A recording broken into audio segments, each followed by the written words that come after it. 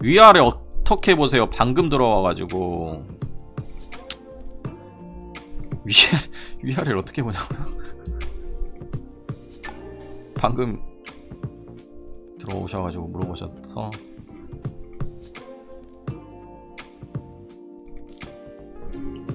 이거를 자꾸만 너 또 웃으면서 말하고 그래. 내가 좀 바보처럼 흘리는 게 많아.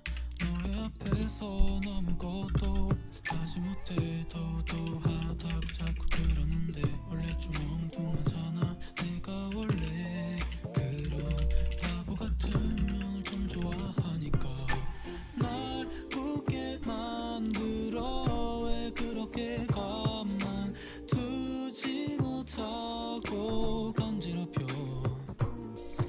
잠시 동안 널 끌어안고만 있을게. 깜빡져라도 모른 척할래. 이런 말 하기가 좀 부끄러워요. 수줍은 건지 솔직해지기가 가면 갈수록 어려워져. 한데없나 쓸데없는 생각을 하게 두지는 말아요. 그러다가 우리 멀어지면 안 돼요.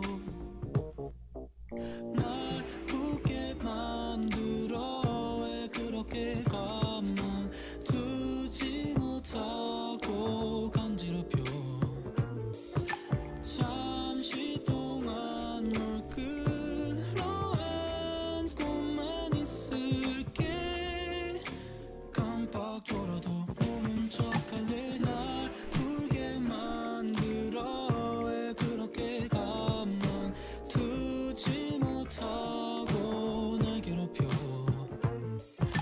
잠시 동안 널 끌어안고만 있을게. 깜빡져라도 모른 척할래.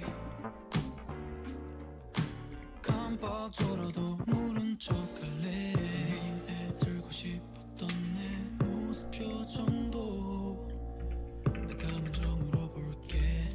훨씬 많아와. 널 안고 싶어도 그게 어색해서 baby. 너를 바라보곤 했어. 날 웃게 만들어. 왜 그렇게 가만 두지 못하고 간지럽혀. 아, 나 유튜브 영상 올리고 있어가지고. 잠시 동안 널 끌어안고만 있을게. 근데 저기 21,600이 6189 구간이라고? 날 울게 만들어. 왜 0.5 구간인데? 두지 못하고 날 괴롭혀. 아무튼 저기 6189 하잖아. 근데 형은 아예 반등도 안 나올 거라 보는 거냐고? 아, 그건 아닌데? 아니, 그건 아닌데. 단순히 지금 말했던 그걸로 인해 가지고 여기에서 더 떨어질 거라고 이야기를 한 건 아니잖아.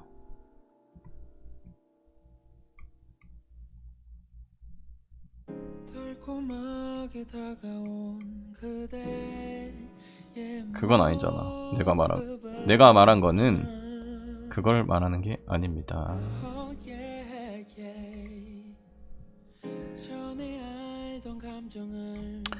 아니, 그거는 너무 너가 깊게 생각한 거고, 지금 내가 말하는 거는 이 저점이, 그러니까 이게 RSI를 너가 보면서 매매를 하는 건지 모르겠는데, 이거는 내가 말하는 거는 RSI를 어느 정도 보면서 이 다이버를 보고 있는 사람들한테는 내가 한 말이 이해가 될 거야. 왜냐면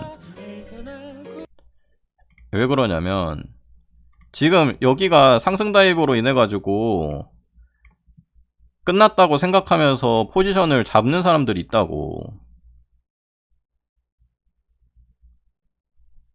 이게 다이버가 아니라는 소리를 한 건 아닌데.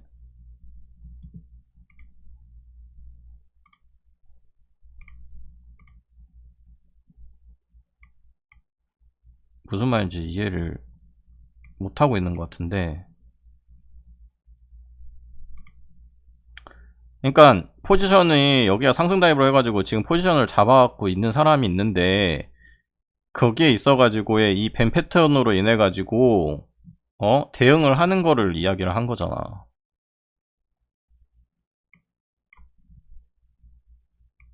왜 그러냐면 여기에서 있어가지고의 상승 다이버가 이 15분봉만으로 봤을 때는 계속 이제 여기서부터는 올라갈 거라고 생각을 하면서 타점을 잡겠지. 물론 여기 그리고 손절 라인은 여기에 있어가지고 저점이 깨지면 손절을 잡는 경우도 있겠지만, 근데 보통 그 리스크를 감안하면서 잡을 수 있냐 아니냐를 구별할 수도 있잖아. 왜냐면 시간봉상으로는 그게 끝나지 않았으니까. 그러다 보니까는 그렇게 말을 한 거지. 그리고 이 21,600에 있어가지고 반등이 올지 안 올지는 모르지. 그건 거의 가봐야 하는 거야. 근데 무슨 근거로 21,600에서 반등이 무조건 올 거라고 생각을 하면서 또 그렇게 너가 말을 하는 건지는 모르겠는데, 나는 어제 영상에서 남겼을 때 그랬어. 첫 번째로 이 저항에 있어가지고 조정이 시작됐던 이게 가장 이제 시작점이 되기 때문에 중요하다. 그런데 앞으로 8월달에 있어가지고 그 시나리오를 그렸을 때는 10일 남은 상황에서, 이제 9일이 남았겠죠. 남은 상황에서 얘네가 어떤 식으로 흘러가는지를 알아야 되는데, 첫 번째로는 이 저점은 난 의미가 없다고 생각한다. 가장 중요한 거는 여기라고 생각을 한다. 이거는 의미 없는 저점이라고 생각을 하기 때문에 이거는 충분히 깨질 수 있다. 지금 조정에 있어가지고는. 근데 만약 이것도 못 깨는 상황이 벌어지고 한다 그러면 이 고점 트라이를 할 수 있는 부분이 더 생길 것이고 확률이 높아질 것이고, 그게 아니라 그러면 조정은 더 내려갈 텐데, 이 저점이 중요하기 때문에 이 저점이 깨지 않는 선에서 한 번 더 트라이를 하러 가는 상황이 나온다고 하면 이런 식으로 이야기를 한 거지.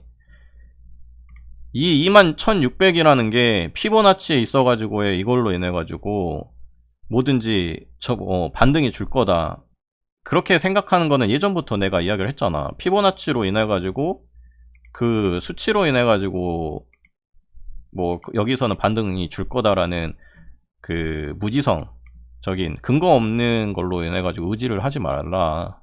그건 리스크가 크다. 22,160이라고 말했다고? 아까 위에 보니까 21,600이 618 구간이잖아. 네가 채팅을 그렇게 쳐가지고 난 말한 건데.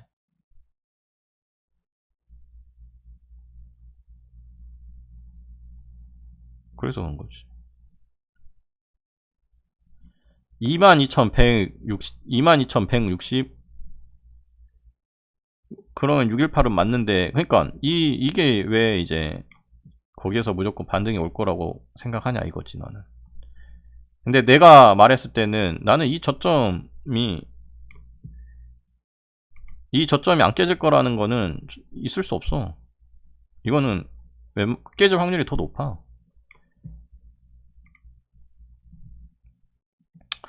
그러니까 이런 거를 한번 봐봐. 왜 이게 그렇게 되는지 안 되는지는. 그래서 제가 말씀드리는 게, 이 피보나치에 대한 부분, 이거에 있어서는 이것도 이야기를 했었는데, 단순하게 피보나치의 의존도가 높아질 수 있는 것도 있긴 있어요. 예전에 상승장에서는 그랬어요. 상승장에서는 뭐 705 반등, 618 반등, 언제? 이때 많이 먹혔습니다. 그러니까 돈 벌기 참 쉬웠죠. 단순하게.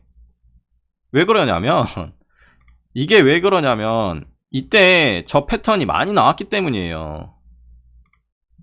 이때 15분 단기 추세에 있어가지고 단기장에서 705에서 반등이 오고 618에서 반등이 오고 0.5에서 반등이 오고, 0.5는 심지어 이때는 있지도 않았어요. 0.5는 뭐 나중에 제가 뭐 누가 먼저 했다 뭐 그건 중요한 건 아니지만, 아무튼 근데 이때 618-705에 대한 반등으로 인해가지고 되돌림값이 되게 높아지면서, 그러니까 신뢰도가 높아지면서 고점을 계속 깨면서 올라갔기 때문에 이때는 저런 게 먹혔는데, 지금은 저 때랑 시장 흐름이 다르잖아. 시장 흐름이 다른데 저 기억을 가지고 이때 반등이 될 거다, 이때 뭐 많이 줬으니까 그렇게 단순하게 생각하면 안 된다라는 거야. 근데 이것도 이야기를 하긴 했었는데, 진짜 그 시장에 있어가지고 나와서 어떤 형태의 차트를 그려주는지에 대한 근거들이 쌓여야지만 거기에서 신뢰성이 높아지는 거지. 예전에 상승장에서 이랬으니까 아니면 뭐 언제 이랬으니까 그렇게 단순하게 생각하시면 절대 안 돼요. 피보나치로 매매를 하실 거면. 그게 딜레마예요, 딜레마. 지금의 장과 그때의 시장은 확실히 다른 거고, 차트를 그리는 세력도 뭐 저는 모르겠죠, 같은지 아닌지는. 근데 보다 보시면 다르다는 것도 나중에는 그런 걸 캐치하면서 느낄 수 있는 부분도 있어요. 항상 하락장 이후에 상승장이 있었을 때 차트를 그리는 그런 것도 다 달라지고, 하락장에서도 몇 번의 하락장이 있었을 때 또 차트가 달라지고 뭐 그런 것처럼. 그래서 그때 어떻게 얘네가 차트를 그리고 시장을 형성하는지 그거를 빨리 캐치할 수 있냐 없냐가 저는 되게 또 중요한 포인트 중에 하나라고 생각을 하는데, 그게 어렵죠. 저도 그게 어려워요. 근데 그거는 실제로 매매를 해보면 또 느낄 수 있는 부분이 있기 때문에, 그래서 실매매를 조금씩이라도 계속 하면서 유지했던 이유가 저는 그 이유 중에 하나이기도 해요. 그러니까 누가 그랬었어요. 너는 왜 이 하락장에서 매매를 하냐? 굳이 상승장에서 돈 번 걸로 왜 매매를 계속 하냐? 선물 매매를 왜 하냐? 그때 뭐 재밌어서 한다 뭐 이런 식으로 그냥 이야기를 했었지만, 진지하게 이야기를 하자면 그때 시장은 계속 달라지고 있고, 그 다음에 차트를 그리는 세력도 달라진다고 저는 생각을 했었고, 그래서 그거를 알려면 단순하게 결과적으로 보이는 이 차트만 보는 게 아니라 내가 매매로 인해 가지고 몸으로 부딪혀 봐야 알 수 있다 라는 거를 매매를 해보면서 느꼈기 때문에, 그래서 그랬던 거예요. 근데 이 말에 공감을 하시는 분들 분명히 있을 거라고 저는 생각을 합니다. 뭐 공감 못 하시는 분들도 있겠지만, 근데 전 그렇게 생각을 해요, 솔직히 말하면. 그래서 이 바닥에서 살아남으려고 하는 거에 있어서 경험치도 무시 못한다라는 게, 전 그렇게 생각하는 부분이 가장 커서 그런 거고, 좀 그렇다라는 말씀을 드리고 싶네요.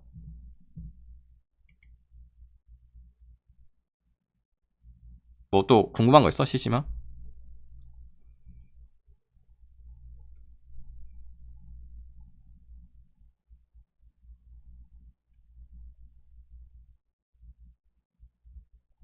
피보나치에 있어가지고 의존도가 뭐 있는 사람 있고 없는 사람 있고, 이게 뭐 나쁘다 틀리다 그런 건 아닌데, 단순하게 그렇게 접근하다가는 리스크가 크다 이 말을 하고 싶은 거야.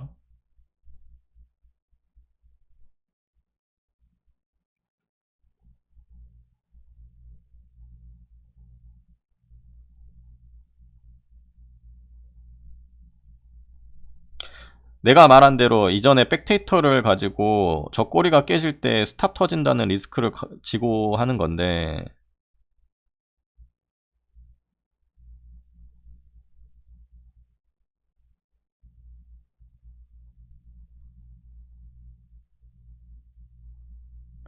그러니까 일단은 내가 봤을 때 너한테 질문을 하고 싶은 건 그거야. 너 이거에 피보에 대한 수치 이 705, 618에 있어가지고 이거가 어찌됐든 너가 백데이터로 인해가지고 이거에 대한 지지 라인으로 보고, 여기에선 지지가 강하니까 이렇게 생각을 하면서 너가 생각을 하고 하는 거잖아. 맞지? 그리고 여기 있어가지고 지금 캔들이 이렇게 만들어진 것도 한몫한 거고, 맞잖아. 그래. 근데 이제 내가 말하고 싶은 건 그거야. 이런 것들은 그냥 하나 일종에 있어가지고 어떻게 보면 나는 그렇게 생각을 해. 물론 그러니까 이런 게 잘 맞아 떨어지는 것들, 이런 식으로 잘 맞아 떨어지게 하는 것도 피보를 이제 어떻게 잘 그리냐 못 그리냐의 차이기도 하죠. 그렇기 때문에 우리가 피보랑 RSI를 연결하든 파동을 연결해가지고 피보를 그리는 이유 중에 하나가 이런 오차 범위를 줄이려고 하는 거기도 하고. 그러니까 이런 형상이 나온다라는 것 자체가 제가 뭐 나쁘다 틀리다 아니면 뭐 그렇다라는 건 아니에요. 그런데 단순하게 이거에 있어가지고 이렇게 맞물려가지고 캔들이 이루어지고 형성이 됐다라는 걸로 인해 가지고 이 618에 대한 신뢰도라든지 이런 거를 높게 볼 수는 없다라는 걸 말하는 거예요. 그걸로 인해 가지고 리스크를 줄이는 거는 아니다라고 말을 하는 거예요. 왜냐하면 이거에 대한 백데이터는 시장 흐름이 상승장, 그때 그 상승장에 있어가지고 많이 나왔던 패턴이고 그때에 있어가지고 강했던 지지 라인이긴 하지만 지금 시장에서에 있어가지고 이거는 이런 패턴이나 이런 지지 라인으로 인해 가지고에 대한 근거를 찾아볼 수가 없다라는 거죠. 아직까지는. 그러니까 저 같은 경우에는 이게 저한테는 신뢰성이 강한 지지 라인이다 뭐다라고 구별을 할 수 있는 건 아니다. 왜냐하면 이거에 대한 그 데이터의 지금 이 시장 흐름에서 이걸로 인해가 618의 반등의적인 부분을 많이 볼 수는 없었기 때문에. 근데 끼워 맞추기 식으로 뭐 여기에 있어가지고 반등 뭐 이런 반등들이 다 618로 그려가지고 해서 했다고 하면 저는 그거는 뭐 할 말이 없어요. 왜냐, 피보는 자기가 그리는 게 다 다르니까. 이 반등들이 다 618로 이루어졌어요 라고 저한테 말하면 저는 대답을 할 수는 없습니다. 근데 제가 보는 이 시장에서는 아직까지 이거는 미흡하다 라고 보고 있기 때문에 이제 그렇게 말을 한 거죠.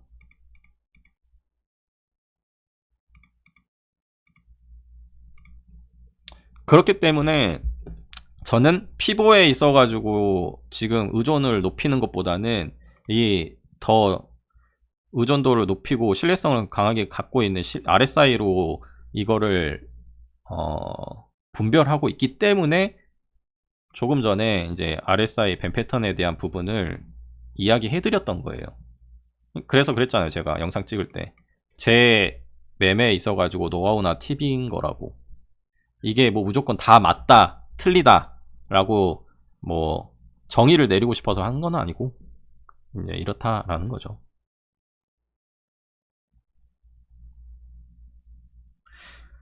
형이 보기에는 지금 상승장이 새로운 장이라서 아직 신뢰도가 없다고 하는 거지. 반등장에 있어가지고. 그러니까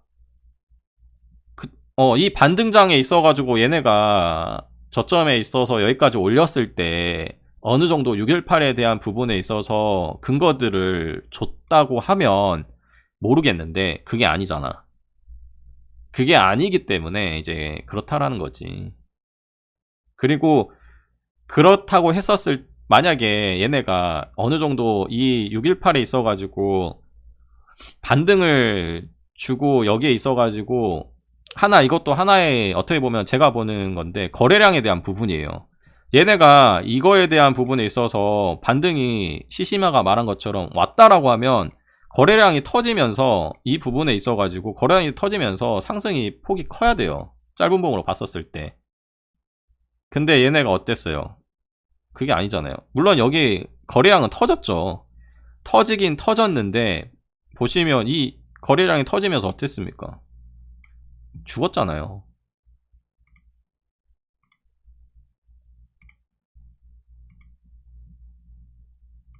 이런 걸로 인해 가지고 여기에서 반등이 있어 가지고 이 부분에 있어서 618 이 라인이 지지가 강하다라고 볼 수도 없죠. 이런 것들이 있는 거지. 그냥 단순하게 저 피보의 수치로만 의존도를 높여가지고 하는 거는 리스크가, 결론적으로 말하면 리스크가 어느 정도 있다 라고 말을 하는 거야. 이해됐지? 이것도 궁금한 거 있어?